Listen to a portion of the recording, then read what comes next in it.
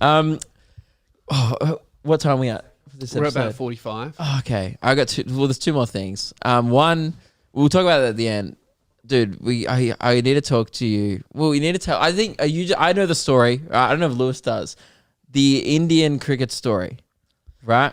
Yeah. You were doing a TV show in India for Apple TV at the time? Yes. Before COVID? Yes. That's Because, cool. of course you were.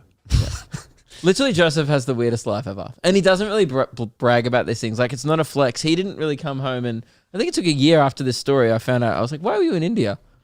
You know, a lot of people just thought I had a meltdown and was going, you know, on a spiritual retreat. That's what I thought. Which sounds more like you than what you were actually doing. Dude, you took a picture with some old guy there? Yeah, like probably. an older white guy. And you just look like you were visiting yourself from the future.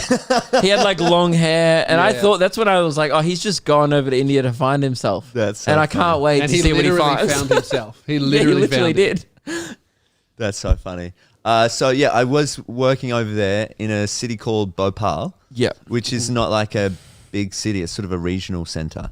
And on my first day there, I went for a walk, and I came across the Bhopal cricket stadium. Mm-hmm. And at the stadium that day, they were having the grand final for the Bhopal cricket season. So I bought a ticket. I go in, and very quickly I realized I was the only non-Indian person in the whole arena.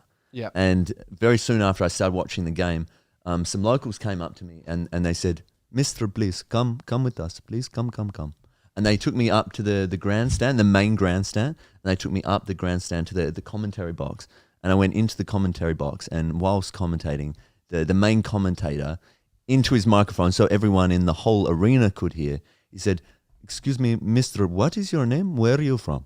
And I said, "My name's Joseph. I'm from Melbourne in Australia." And so into the microphone so everyone could hear, he said, "Ladies and gentlemen, this is Mr. Joseph from the MCG, the Shenwan City."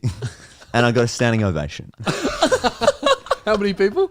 It was like, I don't know, a few thousand people in Bhopal. Just giving you a standing ovation. And they And, probably looked at him and was like, "It's Jesus." For living near the Melbourne cricket ground. and it was fucking wonderful. That's so good. And that was my first day there. That was like 12 hours. What a welcome. Yeah. I just never find myself in these situations that you always come back from every single trip you go on. And I'm like, you always know you're going to have stories. So I'm like, dude, we need to catch up. And I'm like, where have you been? Tell me everything. And every time you're always like, but that one, just like it was during COVID. You were just like, oh man. No, I that got a was ju- standing that was ovation. just before COVID. Oh, I think you told me after COVID that Yeah, story. okay. Because we Yeah. caught up once Yeah. for a little walk when that was legal.